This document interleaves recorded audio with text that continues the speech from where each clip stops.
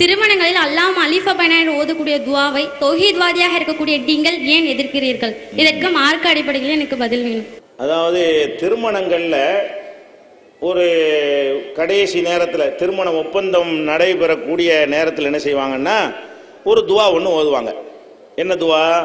அல்லாஹும் அல்லிஃப் பைனஹுமா கமா அல்லஃப்த பைன ஆதம் வ ஹவ்வா அலைஹிம் ஸலாத்து வஸலாம் அப்படின்னு தொடரக்கூடிய ஒரு பெரிய துவா ஓதுவாங்க. இதை ஓதுனா தான் கல்யாணமே என்ன செய்யும், நிறைவேறும். இன்னும் சொல்ல போனால் பல பகுதிகளில் ஒவ்வொரு நபிமார்களாக ஒவ்வொரு நபி இல்லை, சில நபிமார்கள் பெயர்களை சொல்லிட்டு வருவாங்க. கடைசியாக ரசூலுல்லாஹ்லாம் சொல்லிவிட்டு அப்புறம் அலி ஃபாத்திமாவில் வருவாங்களா, இந்த அலி ஃபாத்திமான்னு சொல்லும்போது அங்கே கரசமணி கட்டணும். சில ஊர்களில் இந்த சத்தம் போட்டு ஓதுவாங்களா, ரெடியாக வச்சுக்கிட்டு இருப்பாங்க பொம்பளைங்க. அலி ஃபாத்திமானோன்னா தாலி கட்டுற காப்பி அடித்து அதுக்கு இந்த துவாவை தான் ஒரு சிக்னல் மாதிரி அதை நடத்தி கொண்டு இருக்கிறார்கள். நம்ம என்ன செய்கிறோம்னா இது தவறு அப்படின்னு சொல்கிறோம். ஏன் தவறுன்னு சொல்கிறீங்கன்றது தான் கேள்வி. ஏன் தவறுன்னு சொல்கிறோம்னு கேட்டால் அதுக்கு பல காரணங்கள் இருக்கிறது. முதலாவது காரணம், ஒரு மார்க்கத்தில் ஒரு விஷயத்தை நம்ம செய்வதாக இருந்தால் அதை அல்லாஹ் நமக்கு சொல்லி தந்திருக்க வேண்டும். நபிகள் நாயகம் ஸல்லல்லாஹு அலைஹி வஸல்லம் அவர்கள் எந்த திருமணத்திலேயாவது அல்லாஹும் அல்லி பைனஹுமான்னு ஓதுனாங்களா? இல்லை. அவங்களுக்கு 4 பொம்பளை பிள்ளை அல்லாஹ் கொடுத்தான். எந்த பொம்பளை புள்ள கல்யாணத்திலேயாவது அல்லாஹும் அல்லி பைனஹுமா கமா அல்லஃப்தன்னு சொல்லி இதை ஓதுனாங்களா? இல்லை. அப்போ சஹாபாக்கள் எவ்வளவோ கல்யாணங்கள்லாம் பண்ணியிருக்கிறாங்க, அவங்களாவது இந்த மாதிரியான இந்த துவாவை எதை நம்ம கல்யாணத்தில் ஓதுகிறோமோ இதை ஓதினார்களான்னு கேட்டால் ஓதவே இல்லை. அப்போ நம்ம நபிகள் நாயகம் ஸல்லல்லாஹு அலைஹி வஸல்லம் அவர்கள் நமக்கு தேவையான அனைத்தையும் கற்றுத்தரத்தான் அனுப்பப்பட்டாங்க. அல்லாஹ் தூதரை அனுப்புனது எதுக்கு? எதெல்லாம் மார்க்கத்தில் உள்ளதோ அம்புட்டையும் சொல்லித்தரத்தான் அனுப்புனாங்க, அல்லாஹ் அனுப்புனான். அப்போ அவங்க எல்லாத்தையும் சொல்லி தந்துட்டு போயிட்டாங்க. இது ஒரு முக்கியமான ஒரு இம்பார்ட்டண்டான ஒரு விஷயமாக இருக்குமே. ஆனால் இந்த மாதிரி ஒரு துவாவை ரசூல் ஸல்லல்லாஹு அலைஹி வஸல்லம் மிஸ் பண்ணியிருப்பாங்களா? அப்போ நபிகள் நாயகம் ஸல்லல்லாஹு அலைஹி வஸல்லம் அவர்கள் இந்த துவாவை அவங்களோ அவங்க தோழர்களோ அவங்க குடும்பத்தார்களோ ஓதுனது கிடையாது. இது ஒரு 300-400 வருஷத்துக்கு முன்னாடி தான் உண்டாக்கப்படுகிறது. நல்லா விளங்கிக்கிறங்க. இஸ்லாம் நபிகள் நாயகம் காலம் 1400 வருஷத்துக்கு முன்னாடி. 1000 வருஷமாக இப்படி ஒரு துவா இந்த உம்மத்துக்கு தெரியாது. 1000 ரசூலுல்லாஹ் காலத்தில் இருந்து முதல் நூற்றாண்டு, 2வது நூற்றாண்டு, 3வது நூற்றாண்டு இந்த காலங்களில் எல்லாம் அல்லி பைனஹுமாங்கிற இந்த துவாவை அந்த சமுதாயம் அறிந்தே வைத்திருக்கவில்லை. சஹாபாக்களுக்கு தெரியாது, தாபியன்களுக்கு தெரியாது. இன்னும் சொல்ல போனால் இந்த துவா ஓதக்கூடியவங்கெல்லாம் என்ன சொல்லுவாங்கன்னா, நாங்கள்லாம் 4 மதுஹபை பின்பற்றணும், 4 மதுஹபில் ஒரு மதுஹபை பின்பற்றினால்தான் வெற்றி பெற முடியும்னு சொல்லுவாங்கல்ல. அவங்கள்ட்ட கேளுங்க, இந்த 4 மதுஹபில் யாச்சும் இது இருக்கான்னு கேளுங்க. இது இந்த அல்லாஹும் அல்லி பைனஹுமாங்கிறது அபு ஹனீஃபா உனக்கு சொன்னாரா? இந்த அல்லாஹும் அல்லி பைனஹுமாங்கிறது ஷாஃபி இமாம் சொன்னாரா? இந்த அல்லாஹும் அல்லி பைனஹுமாங்கிறது மாலிக் இமாம் சொன்னாரா? ஹம்பலி இமாம் சொன்னாரா? மதுஹபிலையும் கிடையாது. இந்த அல்லாஹும் அல்லி பைனஹுமாங்கிறது மதுஹபு காலத்துக்கு பின்னாடி எவனோ ஒரு கிறுக்கம் உண்டாக்கி திணிச்சு விட்டு போயிட்டானே தவிர இது ஒரு பெரிய அறிஞர்களோ பெரிய மகான்கள் வாயிலாக வந்ததான்னு கேட்டால் அது கூட கிடையாது. அப்போ நம்ம என்ன பண்ணுறோம்? நபிகள் நாயகம் ஸல்லல்லாஹு அலைஹி வஸல்லம் அவங்க சொல்லித்தராத ஒன்றை நீங்க சொல்றீங்க. இது ஒரு சுன்னத் இபாதத். திருமணம் என்பது ஒரு மற்ற சமுதாயங்களுக்கு அது ஒரு வாழ்க்கையுடைய தேவை. நம்மளை பொறுத்த வரைக்கும் தேவையும் அடக்கமும். முஸ்லீம்களை பொறுத்த வரைக்கும் திருமணம் என்ன? அது ஒரு தேவையும் தான், அதோட சேர்ந்தது என்னவாகவும் இருக்கிறது, சுன்னத்துங்கிறாங்கல்ல, நன்மை கிடைக்கும் எல்லா இடத்துல, அது ஒரு இபாதத்து. அப்ப திருமணம் என்பது நம்மை பொறுத்த வரைக்கும் அது ஒரு தேவையாக இருப்பதோட ஒரு இபாதத்தாகவும் இருக்கிறது. இபாதத்துல இஷ்டத்துக்கு நீங்க சேர்க்க இயலுமா? இபாதத்தை சொல்லித்தரத்தானே நபிகள் நாயகம் ஸல்லல்லாஹு அலைஹி வஸல்லம் வந்திருக்கிறாங்க. அந்த இதான் முதல் காரணம். இது இல்லைங்கிறதுக்கு முதல் காரணம் என்ன? இதை ரசூல் ஸல்லல்லாஹு அலைஹி வஸல்லம் இந்த ஓதுற அஜரத்தை போய் கேளுங்க. அஜரத்து இந்த அல்லாஹும் அல்லி பைனஹுமாங்கிறீங்களே, இதை ரசூல் ஸல்லல்லாஹு அலைஹி வஸல்லம் ஓதுனாங்களான்னு கேளுங்க. இல்லை பாரு, அப்புறம் ஏன்டா ஓதுற, அநியாயத்துக்கு இல்லாத என்ன ஓதுன்னு கேட்கணுமா இல்லையா? ரசூல்லா ஓதலன்னு உனக்கு தெரியுது, அப்புறம் யார் உனக்கு வகி வந்துச்சா? அல்லாஹ்வுடைய ரசூல் சொல்லணும்னா உனக்கு எவன் இதை சொல்லி தந்தான்? ஏன் இதை கண்டிக்கிறோன்னு கேட்டா நபிகள் நாயகம் ஸல்லல்லாஹு அலைஹி வஸல்லம் சொன்னாங்க, ஈயாக்கும் முஹ்தஸாத்தில் உமூர், எனக்கு பிறகு மார்க்கத்தின் பெயரால் என்னவெல்லாம் உண்டாக்கப்படுகிறதோ அதை செய்யாமல் இருக்குமாறு உங்களை நான் எச்சரிக்கிறேன். செஞ்சா என்ன ஏற்படும்? குல்ல முஹ்தஸத்தின் பிதா, ஒவ்வொரு புதிய புதிய காரியங்களும் அனாச்சாரம். குல்ல பிதாத்தின் லலாலா, ஒவ்வொரு அனாச்சாரங்களும் வழிகேடு. குல்ல லலாலத்தின் பின்னார், ஒவ்வொரு வழிகேடும் உங்களை நரகத்தில் சேர்த்து விடும். நீங்க அல்லி பைனஹுமான்னு ஓதுனீங்கன்னா உங்களுக்கு நரகத்தில் டிக்கெட்டு பதிவு செய்கிறாங்கன்னு அர்த்தம். ஏன்? ரசூலுல்லாஹ் செய்யாத ஒன்றை நீங்க செஞ்சா அது எங்க கொண்டு சேர்க்கு? நரகத்தில் சேர்த்து விடும்.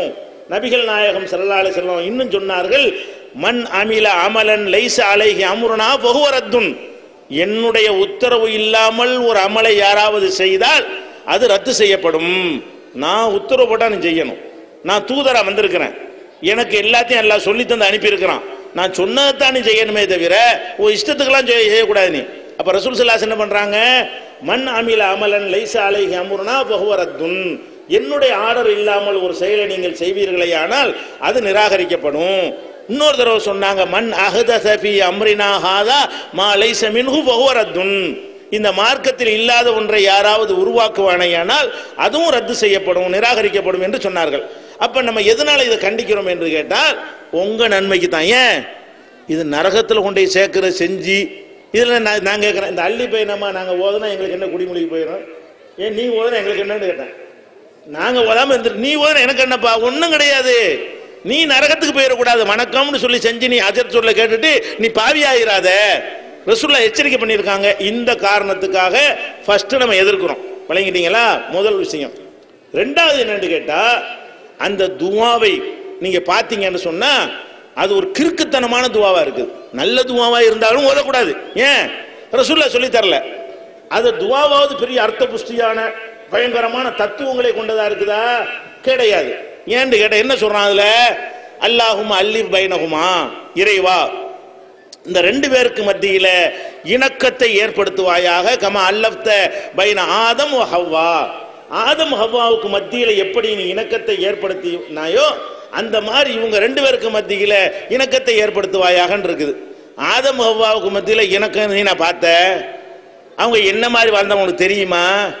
அவங்களுக்குள்ள எவ்வளோ சண்டை இருந்து தப்பான அந்த பொம்மை தூண்டி விட்டு அல்லாவுடைய தடையெல்லாம் மீற வைத்து ரெண்டு பேரையும் நல்லா பல வருடங்கள் பிரித்து வச்சு இது மாதிரி வாழ சொல்றியாப்பா? ஆதம் ஹவ்வா ஏன் பண்ணி கேட்குற? ஆதம் ஹவ்வா எப்படி வாழ்ந்தாங்க நமக்கு தெரியாது. அவங்களுக்குள்ள கணவன் மனைவி மாதிரி சண்டை வந்துச்சா பிரச்சனை வந்துச்சா நமக்கு தெரியாது. தெரியாது கேட்கலாமா? அல்லாஹ் குர்ஆன்ல என்ன சொல்றான்? வலா தக்ஃபு மா லைஸ லக பிஹி இல்முன். உனக்கு இல்மு இல்லாத விஷயத்தை பின்பற்றாத. உனக்கு அதை பற்றி நாலேஜ் இருக்கணும். ஒரு விஷயத்தை நீ கேட்கறதா இருந்தா அது பற்றி அறிவு உனக்கு இருந்தா தான் நீ கேட்கணும். இப்போ ஆதம் ஹவ்வா போல வாழ்கண்டு எப்போ நீ கேட்கலாம் தெரியுமா?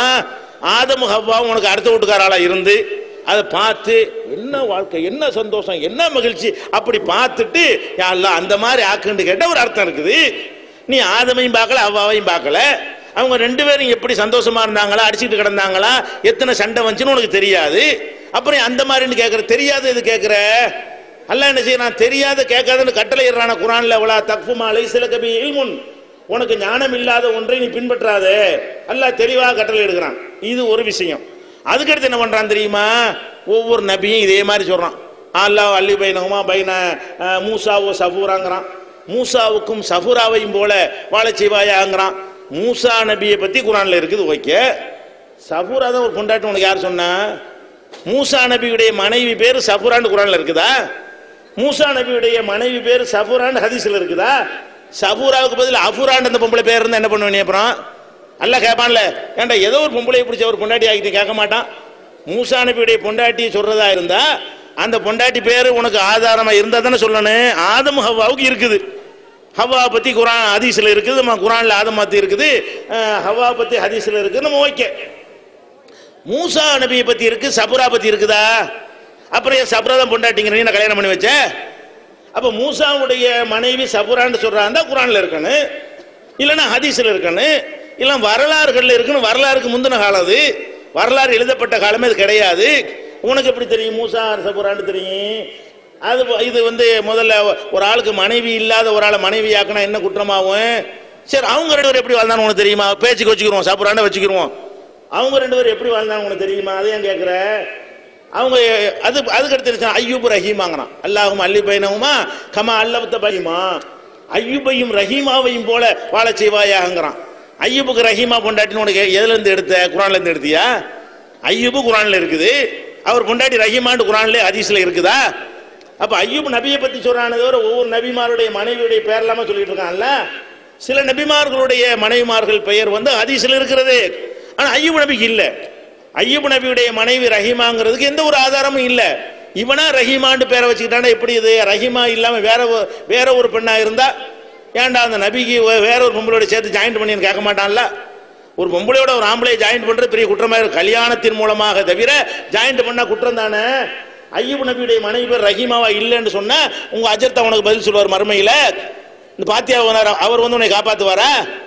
ஏன் அது ஓதுற, ஏன் பாவி ஆகுற? எதுக்கு இப்ப ஐயூப் முதல்ல அப்படி வச்சுக்கிறோம்? ஐயூப் ரஹீமா போல அவங்க எப்படி வந்தா உனக்கு தெரியுமா?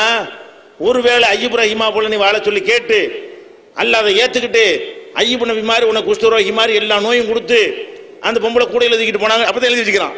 அவர் நோய்வாய்ப்பட்டாராம், புழுத்து ஓடுமா, எடுத்து விட்டுக்குருவாராம். அவர் மனைவி கூட எழுதி வச்சு சுத்தினாங்கன்னு கதை எழுதி வச்சுக்கிறான். உன் கதைப்படி இதெல்லாம் கதை தான், போய் உண்மை கிடையாது. அப்ப இந்த மாதிரி தான் கேட்கறியா? பல விதங்கள் எல்லாம் சோதிப்பான், கஷ்டமா சோதிப்பான்.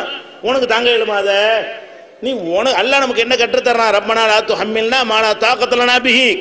இறைவா எங்களுக்கு சக்தி இல்லாத எங்க மேல சுமத்திராத. நம்ம போய் நபிமார்கள் மாதிரி கேட்கலாமாங்க? அவங்கள பல விதத்தில் அல்லாஹ் சோதிப்பான். இப்ராஹிம் நபி மனைவி கொண்டு பாலைவனத்தில் விடுன்னு சொன்னான், அவர் விட்டுட்டு போனாரு. இஸ்மாயில் கை குழந்தையோடு விட்டுட்டு போனாரு ஹாஜர் அவங்கள. அது மாதிரி உன்னை உன் பொண்டாட்டி விட சொன்னா விட்டுட்டு போவானா? இந்த சோதனையெல்லாம் நம்ம கொஞ்சம் தேர முடியுமா? அப்ப நபிமார்களை என்ன மாதிரி எல்லாம் வச்சிருந்தாலும் அவங்க சக்திக்கு தகுந்தவாறு அவர்களை எல்லாம் சோதித்திருக்கிறான். உனக்கு ஏன் அதை கேட்கிற? யார் அந்த மாதிரி ஆக்கி விடாத, இப்ராஹிம் சாரா மாதிரிலாம் ஆக்கி விட்டு பிரச்சனை ஆக்கி விட்டுறாத, எனக்கு எது தாங்குமோ அதை கொடுன்னு கேளு. நபிமார்களை என்ன மாதிரி எல்லாம் வச்சிருந்தாலும் அவங்க சக்திக்கு தகுந்தவாறு அவர்களை எல்லாம் சோதித்திருக்கிறான். உனக்கு ஏன் அதை கேட்கிற? யார் அந்த மாதிரி ஆக்கி விடாத, இப்ராஹிம் சாரா மாதிரிலாம் ஆக்கி விட்டு பிரச்சனை ஆக்கி விட்டுறாத, எனக்கு எது தாங்குமோ அதை கொடுன்னு கேளு. உனக்கு என்ன அளவுக்கு தாங்கி கொள்ள முடியுமோ அதைத்தானப்பா நீ கேட்கணும். நீ ஏன்ப்பா இல்லாதெல்லாம் கேட்கிற? இதை விட கொடுமை என்ன தெரியுமா? அப்புறம் பையனை ஐயோ யூசுபு ஜுலைஹாங்கிறான். யூசுபு ஜுலைஹா போல வாழணுங்கிறான். இது எவ்வளவு பெரிய கேவலமானது. யூசுப் நபியை பத்தி இருக்கிறது, ஜுலைஹான்னு குர்ஆன் ஹதீஸ்ல இல்ல. ஆனா அந்த அவரை அந்த வழிகெடுத்தால ஒரு பொம்பளை அவ தான் ஜுலைஹான்னு சொல்லிட்டு இருக்கிறாங்க. குர்ஆன்ல இருந்து பாத்தீங்கன்னா பொம்பளை நல்ல பொம்பளையா? அவ இன்னொருத்தன் பொண்டாட்டி. யூசுப் ஜுலைஹாங்கிறான் யாரு குர்ஆன்ல வச்சு பாத்தீங்கன்னா அது வேற ஒருத்தன் பொண்டாட்டி. இவர் நல்ல கட்டழக அழகா இருந்தவனு அந்த ராஜாவுக்கு பொண்டாட்டியா இருந்துகிட்ட இவரை கணக்கு பண்ற அந்த பொம்பளை. இவரு ஒரு தடுமாற்றம்லாம் ஏற்பட்டு கடைசியில சுதாரிச்சுக்கிட்டார், தப்பு செய்யலை இவர். அதுக்கப்புறம் இவர் இணங்காதனால போய் கட்டுச்சாடு சுமத்தி ஜெயிலில் அடைச்சி நான் செஞ்ச நியாயம் பொம்பளையெல்லாம் கூட்டி வச்சுக்கிட்டு நான் செஞ்ச கரெக்டு தான், இந்த மாதிரி ஒரு அழகை பார்த்தா என்ன பண்றது என்று தன்னுடைய செயலை எல்லாம் நியாயப்படுத்தியவள். அவளை பின்னாடி யூசுப் நபி கல்யாணம் பண்ணிட்டாங்கன்னா குர்ஆன்ல சொல்லப்படவே இல்லை. அவ கெட்ட வேண்டுதான் குர்ஆன் முடிக்கிறது. 12வது அத்தியாயத்தை சூரா யூசுப் எடுத்து படிச்சீங்கன்னு சொன்னா இது தெரியும். அப்ப யூசுப் நபியோட ஒரு ஒழுக்கங்கட்ட பொம்பளையை ஜாயிண்ட் பண்ணி பொண்டாட்டி ஆக்குறீ, நீ நான் கல்யாணம் பண்ணி வச்ச உனக்கு எப்படி என்னப்பா இதெல்லாம் துவாங்குறீங்க? கல்யாணங்கிற ஒரு நல்ல விஷயம், நல்ல விஷயங்களை சொல்ல மாட்டீங்களா? ஒழுக்கங்கட்ட பெண்ணோட அவர் யூசுப் நபியை ஜாயிண்ட் பண்ணி அந்த மாதிரி வாழணுங்கிறீங்களா? அப்ப உங்க வீட்டு பெண்கள் அந்த மாதிரி ஒழுக்கங்கட்ட பெண்களா? எதுக்கு இந்த இதெல்லாம் துவாங்குறேன்? இப்ப நபிகள் நாயகம் ஸல்லல்லாஹு அலைஹி வஸல்லம் அவர்கள் நமக்கு ஒரு துவா சொன்னாங்க திருமணத்துக்கு. என்ன சொன்னாங்க? என்ன ஒரு திருமணத்தை கலந்து கொண்டாலும் சரி, திருமணம் செய்ய போறேன்னு சொன்னாலும் சரி, திருமணம் செஞ்சிட்டேன்னு வந்து சொன்னாலும் சரி, பாரக்கல்லாஹு லக்க. அவங்க செஞ்ச துவா என்ன? பாரக்கல்லாஹு அலைக்க, பாரக்கல்லாஹு லக்க என்று சொல்வார்கள், பாரக்கல்லாஹு அலைக்கன்னு சொல்வார்கள். இதான் ரசூல் ஸல்லல்லாஹு அலைஹி வஸல்லம் துவா. இதுக்கு என்ன அர்த்தம்? அல்லாஹ் வந்து உங்களுக்கு பரக்கத்து செய்யட்டும். மணமக்களுக்கு துவா செய்ய விரும்பினீர்களே ஆனால் என்ன கேட்கணும்? பரக்கத்து செய்வாயாகன்னு கேளுங்க. அரபியில் சொல்ல தெரியாட்டாலும் பரவாயில்லை, கல்யாணத்தில் போய் அல்லாஹ் உங்களுக்கு பரக்கத்து செய்யட்டும்னு சொல்லு. பெண்கள்லாம் போய் மணப்பெண்கிட்ட சொல்லுங்க அல்லாஹ் உனக்கு பரக்கத்து செய்யட்டும்னு. ஆம்பளை எல்லாம் மாப்பிள்ளையிட்ட சொல்லுங்க அல்லாஹ் உனக்கு அரபியில் சொல்ல தெரியாட்டி தமிழ்லையா சொல்லுங்க. இது துவா. பரக்கத்துனா என்ன? இதான் கேட்க எல்லாம் அடங்கி போச்சு, ஒரு சொல்லுல அடங்கி போச்சு. அல்லாஹ்வுடைய ரசூல் அவர்கள் இந்த மாதிரி பெரிய கட்டுரை வடிவத்திலாம் துவா சொல்லி தரல. இவ்வளவு சாட்டான துவா. பாரக்கல்லாஹு லக்க ஓ பாரக் அலைக்க ஓ ஜமா பைனகுமா ஃபீ கைர் இப்படியும் சொல்லி இருக்கிறார்கள். சில நேரத்தில் பாரக்கல்லாஹு லக்க மட்டும் சொல்லி இருக்கிறார்கள். அர்த்தம் என்ன? அல்லாஹ் உனக்கு பரக்கத் செய்யட்டும். பரக்கத்துனா என்ன? பரக்கத்துனா நம்முடைய கண்களுக்கும் அறிவுக்கும் புலப்படாமல் மறைமுகமாக அல்லாஹ் செய்யக்கூடிய பேரருள். அதுக்கு பேர் தான் என்னது? பரக்கத். நம்ம ஒரு கணக்கு போடுவோம், அதை தாண்டி ஒரு காரியம் நிறைவேறிச்சுன்னு வைங்க, அதுக்கு பேர் என்னது? பரக்கத். ஒரு 100 ரூபா இருக்கு, 100 ரூபாயில என்ன செய்யலாம்? ஹோட்டலில் போய் சாப்பிட்டோம்னா இன்னைக்கு ஒருத்தன் சாப்பிடலாம். 100 ரூபாய்க்கு என்ன செய்யலாம்? பகலில் போய் சாப்பிட்டோன்னா ஒருத்தனுக்கு பத்தாது. ஒரு நடுத்தரமான ஹோட்டலுக்கு போனால் கூட 100 ரூபா பத்தாது. அட்டு பிடிச்ச ஹோட்டலுக்கு போனால் 100 ரூபாய்க்கு பகல் சாப்பாடு சாப்பிடலாம். சில குடும்பங்களை பார்க்குறோம், 7-8 பேர் குடும்பத்தில் மெம்பர் இருப்பான், மாதம் 3000 ரூபா அவனுக்கு சம்பளம், அப்போ ஒரு நாளைக்கு 100 ரூபா தான் வருது. இந்த 100 ரூபாயில் 10 பேர் 7-8 பேர் சாப்பிட்டு அதில் மிச்சப்படுத்தி ராத்திரி சாப்பாடு செஞ்சு அதுலேயும் காலை சாப்பாடு செஞ்சு அதில் 10 ரூபா மிச்சப்படுத்தி வச்சு பிள்ளைய பள்ளிக்கூடத்தில் சேர்க்குறான்னு சொன்னால் இந்த 100 ரூபா எவ்வளோ பெரிய வேலை செய்யுது. ஒரு 100 ரூபா ஒருத்தன் பகல் சாப்பாட்டுக்கு பத்த மாட்டேங்குது, இன்னொரு 100 ரூபா 10 பேருக்கு சோறு போடுது. அப்போ அந்த அல்லாஹ் தர்றது குறைவாக இருந்தால் நிறைவாக இருந்தாலும் அதில் நம்ம தேவையெல்லாம் நிறைவேறணும். அதுக்கு பேர் பரக்கத். உங்களுக்கு அல்ல 500 ரூபா தரட்டும், 1000 ரூபாயே தரட்டும், உங்கள் தேவை நிறைவேறினா அதானே உங்களுக்கு தேவை. 1000 ரூபா எல்லாம் அவங்க தந்துட்டான், சோறும் திண்டுறீங்க, ட்ரெஸ்ஸும் எடுத்துடுறீங்க, வீடும் கட்டிக்கிறீங்க, கரண்ட் பில்லும் கட்டிடுறீங்க, பிள்ளை படிக்கவும் வச்சிடுறீங்க. இந்த 500 ரூபாயிலேயே இதுக்கு மேலே என்ன உங்களுக்கு வேணும்? ஒருத்தனுக்கு அல்ல 1 லட்ச ரூபாய் கொடுக்குறான், டெய்லி 1.5 லட்ச ரூபாய் செலவு வச்சிடறான். இது என்னத்துக்குண்டேன்? 1 லட்ச ரூபாய் டெய்லி கொடுத்துட்டு செலவு எவ்வளவு? 1.25 லட்ச ரூபா, டெய்லி 25,000 ரூபாய் கடனாளி ஆகிட்டு இருப்பானே. இது தேவையா? டெய்லி 500 ரூபாய் கொடுக்குற மாதிரி கொடுத்துட்டு 600 ரூபாய் செலவு வச்சா நிறைய வர்றதுக்கு நீங்க ஆசைப்படாதீங்க. இறைவன் தருவதில் நம்ம தேவை பூர்த்தி ஆகணும். அதான் வாழ்க்கைங்கிறது. கடன் இல்லாத வாழ்க்கை. எவன்கிட்ட கையேந்த வேண்டியதில்லை, எவன்கிட்ட கடன் வாங்க வேண்டியதில்லை.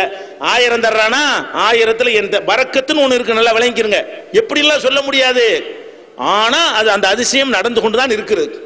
இந்த உம்மத்துக்கு அல்லாஹ் என்ன செய்யறான்? பரக்கத் செஞ்சுக்கிட்டே இருக்கிறான். இன்றைக்கு நீங்க பாருங்க, எத்தனை குடும்பங்கள்ல ஒரே ஒரு ஆம்பளை தான் வெளிநாட்டில் வேலை செய்வான்.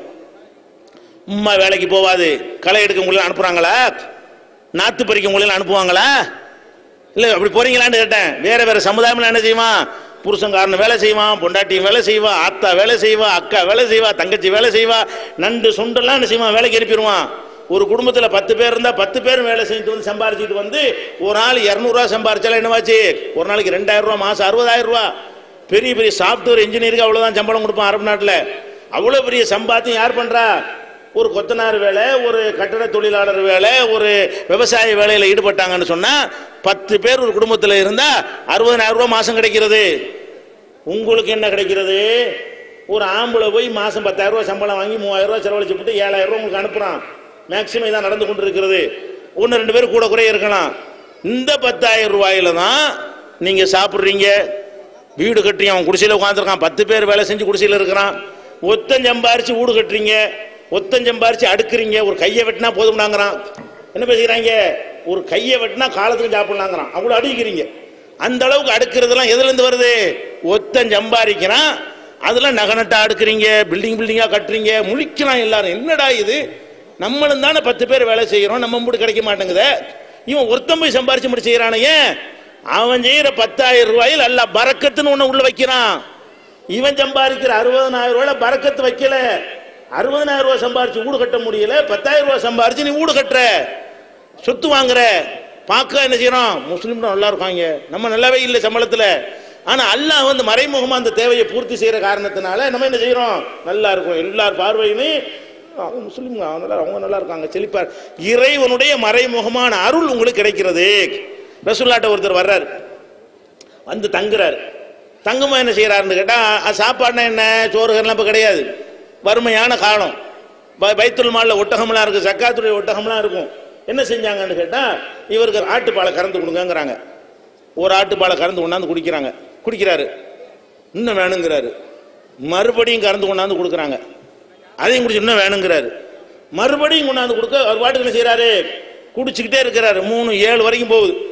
அப்போ அடுத்த நாள் என்ன செஞ்சார்? ரசூலுல்லாஹ் உபசரிச்சதை பார்த்துட்டு, நான் இஸ்லாத்தில் ஏற்றுக்கிறேன், உள்ள நான் யாருன்னே தெரியாது, உங்களுக்கு வந்தேன், ஒரு சகோதர மாதிரி இவ்வளோ அழகாக கவனிக்கிறீங்க, இவ்வளோ அழகாக எனக்கு பசியாடுற அளவுக்கு என்னை வந்து உபசரிக்கிறீங்க என்று அதில் ஈர்க்கப்பட்டு ரசூலுல்லாஹ்வுடைய அடக்கம், அந்த குணம், பண்பாடு இதெல்லாம் பார்த்து விட்டு இஸ்லாத்தில் ஈர்க்கப்பட்டு அவர் இஸ்லாத்தில் இணைஞ்சிடுறாரு. அடுத்த நாள் ஒரு ஆட்டுப்பாலை கொண்டாந்து கொடுத்தா அதையே குடிக்க முடியாமல் போதுங்கிறாரு. அப்போ ரசூல் ஸல்லல்லாஹு அலைஹி வஸல்லம் சொன்னாங்க, ஒரு முஸ்லீம் ஒரு வயிற்றுக்கு சாப்பிடுகிறான், ஒரு முஸ்லீம் அல்லாதவன் 7 வயிற்றுக்கு சாப்பிடுகிறான். ஒரு முஸ்லீம் என்ன செய்யறான்?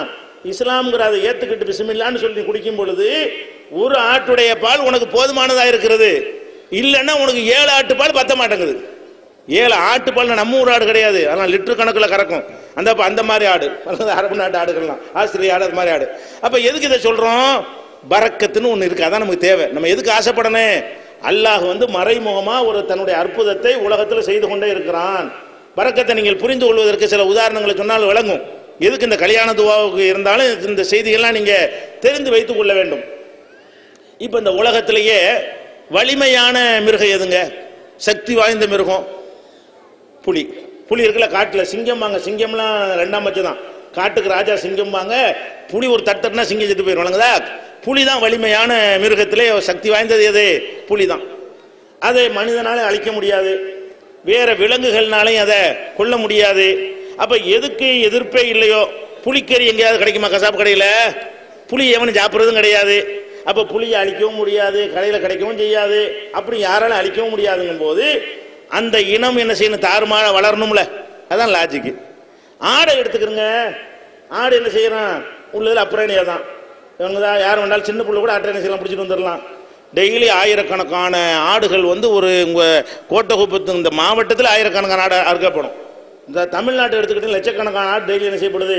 அறுக்கப்பட்டுக்கிட்டே இருக்கு. அம்புட்டையும் நின்றுக்கிட்டு இருக்கிறோம். அதுக்கு எந்த செக்யூரிட்டியும் கிடையாது, எந்த பாதுகாப்பும் கிடையாது. அது வாட்டுக்கு அறுத்து அறுத்து என்ன செய்யறோம்? சாப்பிட்டுக்கிட்டே இருக்கிறோம். அந்த மாதிரி போக உழவும் சாப்பிட்டு உழவு அழிக்கப்பட்டு மிருகங்களால் வேட்டையாடப்படுவதும் இருக்குது. அப்படி இருக்கும்போது சீக்கிரம் அழிஞ்சிடணுமா இல்லையா? எது ரொம்ப சாப்பிட்றோமோ, எது ரொம்ப ஒரு பாதுகாப்பற்ற நிலையில் இருக்கிறதோ அந்த இனம் அழிஞ்சு போயிடும். ஆனால் இப்போ உங்களுக்கு ஆடு வேணும்னா 1,00,000 ஆடு கூட நான் தருவேன் காசு சந்தையில்னா. இப்போ 1,00,000 ஆடு வேணுமா? ரூபாய் தாங்க, நாளைக்கு ஒன்றா லாரியில் ஒன்றா இறக்கிடுவேன். 1,00,000 ஆடு 2,00,000 ஆடு கூட வாங்க முடியுங்க. அவ்வளவு இருக்கு. எதை திண்டு அழிக்கிறோம், காணாமே போயிடணும். ஆனால் புலிகள் எத்தனை இருக்கு நாட்டில்? எண்ணிட்டு இருக்கிறாங்க. 36 புலி 46 புலிங்கிறாங்க. இந்தியாவில் காடுகளில் போய் தடங்களை எண்ணி பார்த்து என்ன செய்யறான்? அதுதானே ஜாஸ்தியாக இருக்கணும். நம்ம அறிவுப்படி பார்த்தா புலிகளை தான் எவன் அழிக்க முடியாது, அது எவன் திங்கிறதும் இல்லை.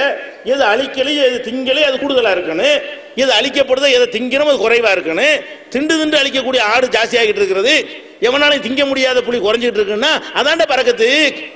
புலியில் அல்ல பறக்கத்து செய்யலை, ஆடுகளில் அல்ல. ரசூலுல்லாஹ் சொன்னாங்க ஆடுகளில் அல்லாஹ்வுடைய பறக்கத்து இருக்குன்றாங்க. ஆடுல பறக்கத்து இருக்குன்னு ஏன் சொன்னாங்க? உன் அறிவங்க வேலை செய்யாத ஆடு மட்டும் என் ரோட்டில் வந்தோம்னா செம்மறி ஆடை ஓட்டிட்டு வர்றான், 500,000 ஓட்டிட்டு வரான், கடையா வச்சுட்டு இருக்கிறான், பண்ணை வச்சு நடத்துறான். அப்ப இவ்வளவு திண்டு அழிக்கிறோம். ஒரு ஹஜ் பண்ணா அன்னைக்கு அழிக்கிறது வந்து 6 மாசத்துல அழிக்கிறதுக்கு சமமா அழிக்கிறோம். அவ்வளவு ஆடுகள் அழிக்கப்பட்டும் கூட குர்பானி கொடுக்க ஆடு கிடைக்கலன்னு நினைக்காது இருந்திருக்கிறியா? குர்பானி கொடுக்க எல்லாரும் போய் மோதுறோம். குர்பானிக்கு ஆடே கிடைக்கவில்லை, அதனால் அந்த வருஷம் குர்பானி கொடுக்கவில்லை. காசு இல்லைன்னு சொல்லுவியே தவிர காசு வச்சுட்டு ஆடு கிடைக்கலன்னு யாராவது சொல்லியிருக்கிறீங்களா? அப்ப என்ன? இதான் பறக்கத்துங்கிறது. பறக்கத்துன்னா நம்ம அறிவுலாம் தோத்து போயிடும். இறைவன் பார்த்து அதுல அருள் செய்ய நினைச்சிட்டான்னு வைங்க, எப்படி ஆட்டில் பறக்க செஞ்சனா அது மாதிரி உனக்கு தர 100 ரூபாயில பறக்க செய்வான். அப்ப நீ கல்யாணத்துல என்ன கேட்கணும்? இறைவா பறக்கத்து செய், வேற ஒண்ணும் கேட்காத, பணத்தை ரொம்ப கேட்காத. 100 ரூபாய் கொடுத்து 200 ரூபாய் செலவழிச்சு விட்டுருவான். 1,00,000 ரூபாய் கொடுத்து 2,00,000 ரூபாய் நோய் கொடுத்துறான்ல. அப்ப 2,00,000 ரூபாய் நோய் இல்லாம இருந்தா எனக்கு லாபம் தானே. 1,00,000 ரூபாய் தராம இருக்கலாமா இல்லையா? அப்ப அந்த மாதிரி நம்ம யோசிச்சு பார்த்தோம்னா ரசூல் ஸல்லல்லாஹு அலைஹி வஸல்லம் கற்றுத்தந்த அழகான துவா பறக்கத்து இருக்கு. ஏன் போட்டு அள்ளி போயினோமா உனக்கு? எதுக்கு ஆதம் அவ்வாலாம் உனக்கு என்னத்துக்கு? இதெல்லாம் தேவை, இதனால வேணாங்கிறோம். புரியுதா?